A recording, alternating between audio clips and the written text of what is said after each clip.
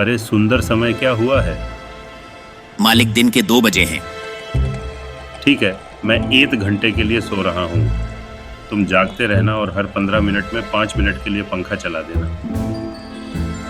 पर मालिक, एक बार चलाऊंगा तो पंखा तो चलता ही रहेगा। 5 मिनट के लिए चलने का मतलब होता है तुम्हें 5 मिनट बाद पंखे को बंद भी करना है।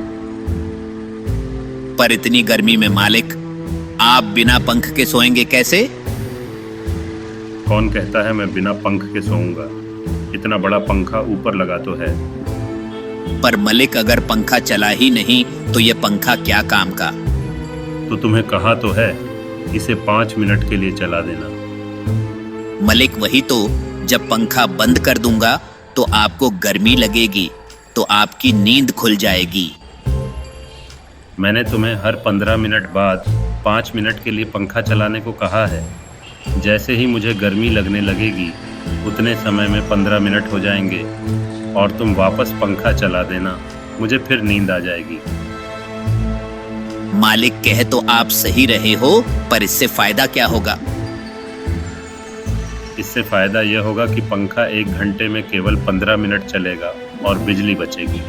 फिर तुम्हारे पास इस 1 घंटे में कुछ काम भी तो नहीं है, तो तुम्हें एक काम मिल जाएगा। समझ गया सेठ जी। क्या समझे? यही कि आप बहुत कंजूस हैं।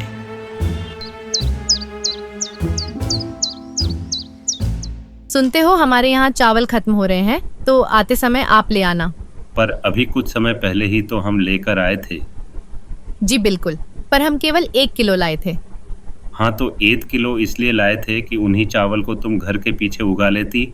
हमारे यहाँ पानी बहुत है, तो हमारा हमेशा का काम हो जाता। वाह, तो अब मैं खेती भी कर लूँ। आज तो मैं तुम्हें ये परमल दे रही हूँ, इसे ही खाकर काम चलाओ। अच्छा, मुझे तुम कितने परमल दोगी? टिफिन भरकर, क्योंकि आज खाने में कुछ भी नहीं है। तो ठीक है, लाओ अभी दे दो। ये लो पूरा टिफिन भरकर परमल।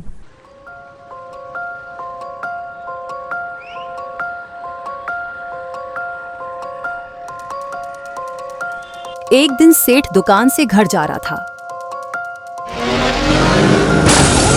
सेठ को शहर के एक बड़े अस्पताल में भर्ती किया गया। उसकी हालत काफी सीरियस थी, लेकिन कुछ ही दिनों में ठीक होकर अपने घर वापस आ गया। चलो भाई साहब, आप मौत के मुंह से वापस आ गए। अब एक पार्टी दे दो। माफ करना जग्गू लाला जी, एक तो इतना खून चला गया और बच्चा आप लोग जला रहे हो। अभी 2 लाख रुपए लगे हैं और 5 लाख का प्लान बना रहे हो। तुम मेरे दोस्त हो या दुश्मन? मैंने सुना पार्टी की बात चल रही है, मुझे भी लेकर चले। बहुत दिन हो गए पार्टी का खाना खाए। जी भाभी जी, सही सुना आपने, बात पार्टी की ही चल रही है। तो कौन पार्टी देने वाला है?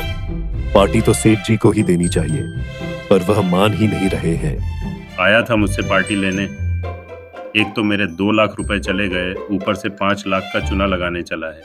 कान खोलकर सुन लो, अगर पार्टी नहीं हुई तो तुम्हारा 20 लाख का नुकसान नहीं करवाया तो मेरा भी नाम रज्जो नहीं।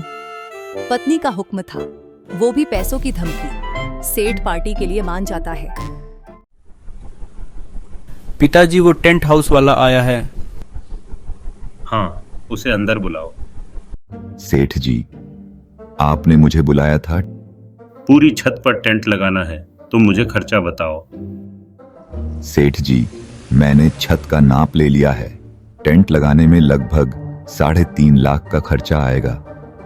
अच्छा, ऊपर से सीलिंग नहीं करेंगे तो कितना खर्चा आएगा? अगर ऊपर से सीलिंग नहीं करेंगे तो 2,50,000 खर्च होंगे। और अगर टेंट ना करे तो सिर्फ कुर्सी टेबल का कितना पड़ेगा?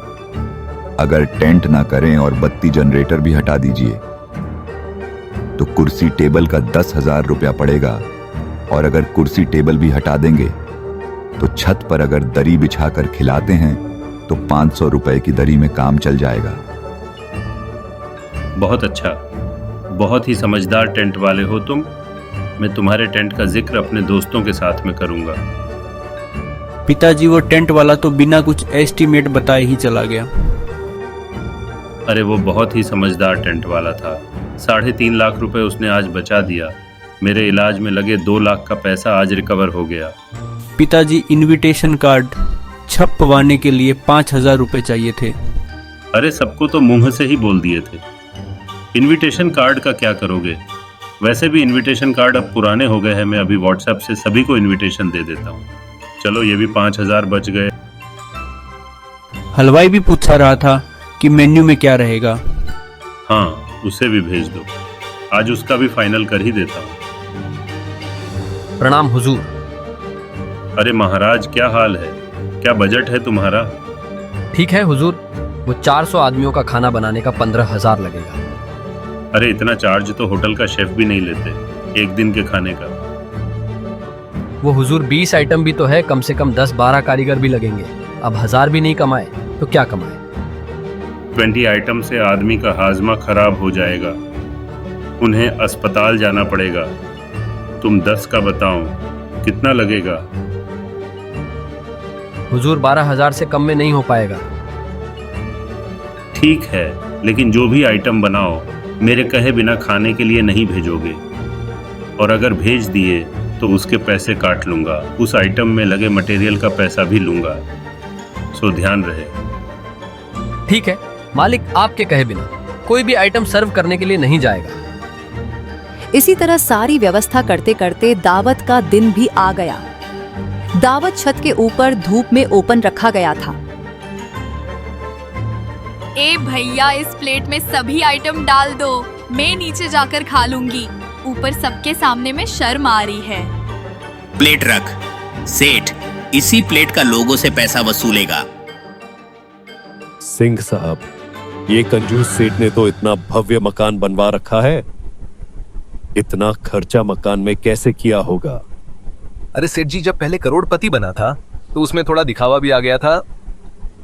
चलो देर से ही सही, सेठ का कंजूसीपन कम हुआ। देखिए सेठ इधर ही आ रहे हैं। आज तो रविवार है, छुट्टी का दिन है, इसलिए मैंने आज दावत दी ताकि आप लोगों को किसी को भी काम छोड़कर आना ना पड़े। ये बात तो ठीक करी आपने सेठ जी, लेकिन मुझे एक बात समझ में नहीं आई कि लोग दावत अक्सर रात में देते हैं, लेकिन आपने दिन में दिया, ऐसा क्यों? देखिए, जो लोग रात में दावत देते हैं वो लोग आपको खाना खिलाते ही नहीं हैं। क्यों? ऐसा क्यों?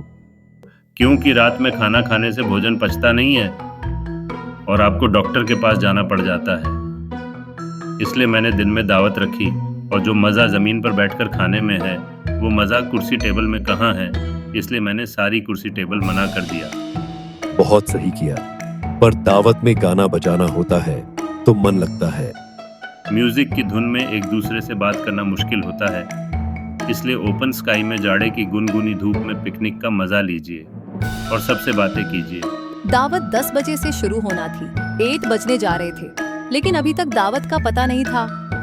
लोग सुबह से ही भूखे पहुंचे हुए थे। कुछ लोग बाहर तो कुछ लोग छत पर भूख से बेहाल होकर टहल रहे थे। मालिक, सुबह 10 बजे से ही खाना बनकर तैयार है। 8 बजने जा रहे हैं, कहे तो स्टॉल लगवा दे। हाँ, अब स्टॉल लगवा दो, लेकिन छत पर नहीं। घर के बाहर जो खाली मैदान है उसमें अपने आदमी को कचौरी, समोसे, गोलगप्पे सभी आइटम लेकर लगवा दो और 50 रुपए प्लेट बेचना चालू कर दो। मालिक, लोग पूछ रहे हैं खाना कब चालू होगा, उन्हें क्या बोले? उन्हें जाकर कह दो कि खाने में अभी 2 घंटे और लगेंगे। अगर कुछ खाना चाहते हैं तो बाहर कचौरी, समोसा, गोलगप्पा वाले बेच रहे हैं, वहां जाकर तब तक कुछ खा लीजिए।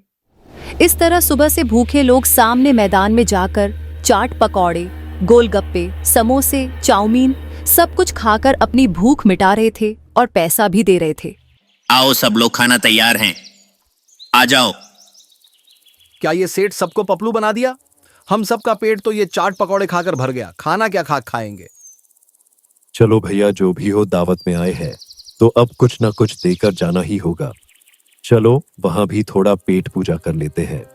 पैसा देकर पेट भर चुके लोग अनमने ढंग से गिफ्ट का एनवेलप सेठ को थमाते हैं और निकल जाते हैं। देखा भद्दू, मोहल्ले वाले मुझसे दावत लेकर मुझे चूना लगाने चले थे। मैंने 100 लोगों का खाना 500 लोगों को खिला दिया, उनसे गिफ्ट भी लिया और 10,000 का फास्ट फूड बेचकर प्रॉफिट भी निकलवा लिया। अरे वाह मालिक, आप तो मेरे साथ रहते मुझसे भी ज्यादा समझदार हो गए। क्या कहा भद्दू?